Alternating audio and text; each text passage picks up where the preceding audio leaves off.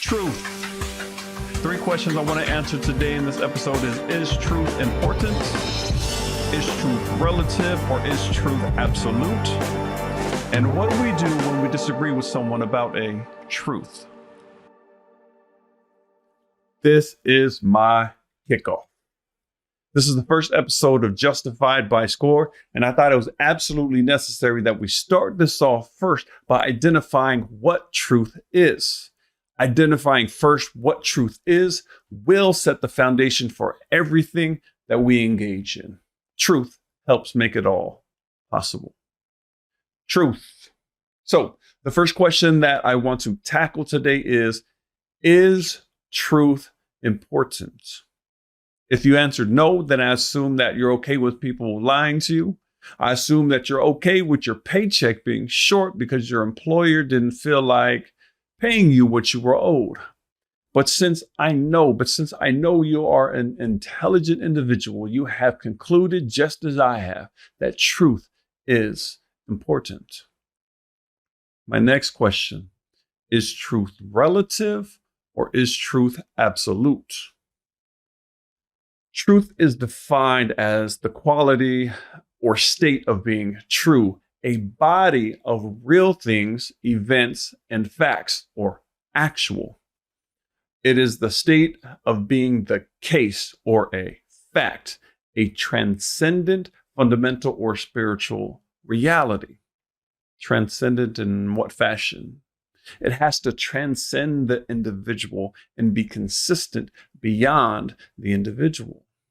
And I appreciate these terms that Merriam-Webster uses to describe truth: fidelity and constancy.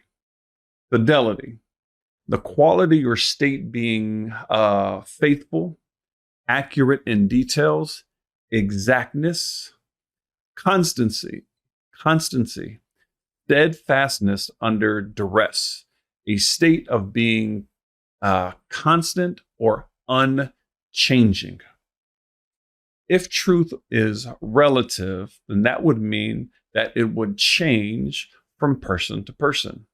If that were true, there would be no such thing as truth because it would be always changing and not be constant, and it would be limited to the person and not transcend the individual.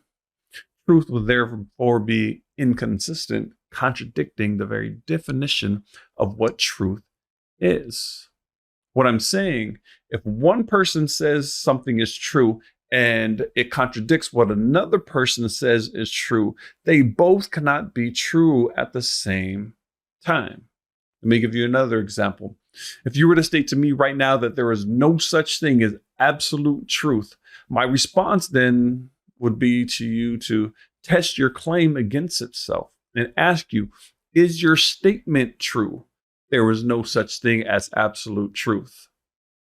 Because if you refer to your statement as true, you have just contradicted yourself and you have shown that there is an absolute truth. So since truth is absolute,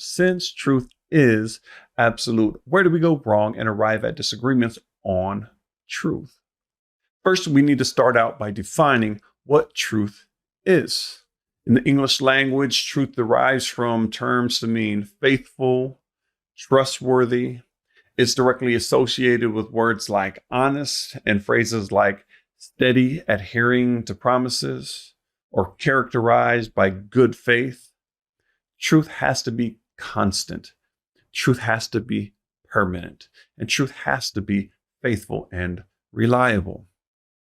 Truth has to be consistent. It has to be consistent with fact and accuracy.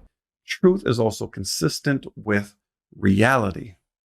Truth will always be true, and truth doesn't need you to believe in it for it to be true. You can not believe in gravity, but if you jump off the building, the law of gravity will reveal to you how true it really is. So, why do we come to disagreements on what is true? A common mistake that we make is confusing a constant conviction versus a calculated conviction. Let me explain. A constant conviction would be that Michael Jordan played in the NBA. A calculated conviction would be Michael Jordan is the GOAT. The problem with the second statement is that there are metrics used to arrive at that conclusion, and those metrics are assumed and will vary from person to person. Some people place more value on certain things. If you were to place 10 men in one room and ask them all who is the greatest basketball player of all time, they would all begin to argue. Some would argue that Jordan is the greatest. He's the GOAT because he has 2 three-peats. Some would argue that Kobe is the greatest because of all of his accomplishments and especially because of his Mamba mentality. And then some would say LeBron because have you looked at his statistical accomplishments? And each would draw from constant truths or facts, but then give you a calculated conviction, or what's also known as their opinion. And some opinions are a wild stretch of the imagination, so you have to apply the correspondence and coherence theory to it. The correspondence and coherence theory says this: does the true statement correspond with reality? If I told you, I woke up in a new Bugatti, but you see me sleeping on a bus stop bench, does my statement correspond with reality? No. Also, when I put my statements together, is it coherent? When something is coherent, all of its parts fit together well with corresponding supporting facts. Is the truth claim logically consistent? And does it have an empirical way to verify its claims? If not, it is simply just an opinion. Again, truth has to correspond with reality. If you went to your bank and attempted to withdraw $1 million out of your bank account and the teller looks at you and says, you only have 97 cents in your bank account, and you may think that you are a millionaire, the correspondent reality is you only have 97 cents in your account. And that truth is consistent across the board and to all people. So, how does this help us in our daily life, and what should we do now knowing this information? When you have a disagreement with someone on what is true, ask simple questions to gain understanding, like, what do you mean by that? Defining terms can clear up a lot of misunderstandings. Next, what is your source of information? A lot of times people have beliefs, but they can't defend them. Third, how do you know that that is true? A lot of people have convictions, but they don't have any foundational reasons or evidences to believe it. And with this information from those who you disagree with, it will allow you to better address them or choose not to address them at all. And keep your peace. And that's why you need to subscribe and make sure that you never miss an episode of Justified by Score. Shameless plug, I know, but 1 Peter 3:15 says to always be ready to give an answer to every man that asks you the reason of the hope that is in you with meekness and fear. And this has been the first episode of Justified by Score.